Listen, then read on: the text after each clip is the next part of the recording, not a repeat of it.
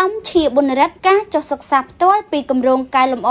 សន្តិសុខទឹកនៅកម្ពុជាដើម្បីធ្វើឲ្យសន្តិសុខទឹកនៅកម្ពុជាកាន់តែមានភាពប្រសើរឡើងនិងជួយបង្កើនផលិតភាពកសិកម្មនិងកសាងភាពធន់ទៅនឹងហានិភ័យអាកាសធាតុថែមទៀតកំពង់ធំអាយដាមជាបុណរដ្ឋរដ្ឋលេខាធិការប្រចាំការនិងជានាយកអង្គភាពគ្រប់គ្រងគម្រោងក្រមហេរញ្ញប្បទានពីធនាគារពិភពលោកតំណាងដ៏ខ្ពង់ខ្ពស់អាយដាមថោចេថារដ្ឋមន្ត្រីក្រសួងធនធានទឹកនិងអូតូនិយមបានមានប្រសាសន៍ដូចនេះនៅក្នុងឱកាសដែលលោកបានអញ្ជើញដឹកនាំក្រុមបេសកកម្មធនាគារពិភពលោកគាំទ្រលើការអនុវត្តគម្រោងលើកទី1របស់គម្រោងកែលម្អសន្តិសុខទឹកកម្ពុជាធ្វើដំណើរទស្សនកិច្ចប្រព័ន្ធធារាសាស្ត្រអាងទឹក30កញ្ញាដែលមានទីតាំងស្ថិតនៅលើស្រុក3គឺស្រុកប្រាសាទបាឡាំងស្រុកកំពង់ស្វាយនិងស្រុកស្ទោងនៃខេត្តកំពង់ធំកាលពីថ្ងៃទី30ខែមេសាឆ្នាំ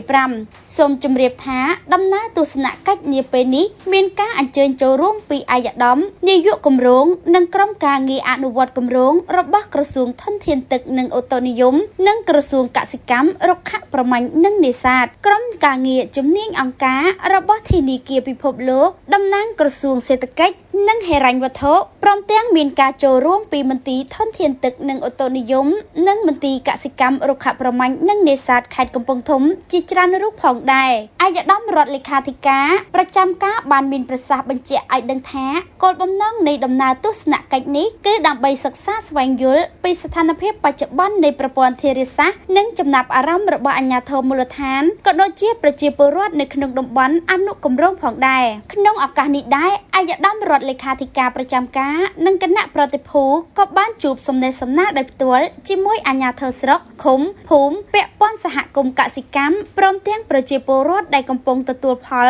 ពីអាងទឹកនិងប្រព័ន្ធធារាសាស្ត្រនេះដើម្បីទទួលបាននូវធាតុចូលបន្ថែមសម្រាប់ធ្វើការសិក្សាគម្រោងឲ្យមានភាពគ្រប់ជ្រុងជ្រោយសូមបញ្ជាក់ថាគម្រោងកែលម្អសន្តិសុខទឹកនៅកម្ពុជាត្រូវអនុវត្តក្នុងរយៈពេល5ឆ្នាំដោយក្រសួងធនធានទឹកនិងអូតូនិយមនិងក្រសួងកសិកម្មរុក្ខប្រមាញ់និងនេសាទក្រមហិរញ្ញប្បទានពីធនាគារពិភពលោកគម្រោងនេះនឹងធ្វើឲ្យសន្តិសុខទឹកនៅកម្ពុជាកាន់តែមានភាពល្អប្រសើរឡើងជួយបង្កើនផលិតភាពកសិកម្មនិងកសាងភាពធន់ទៅនឹងហានិភ័យអាកាសធាតុ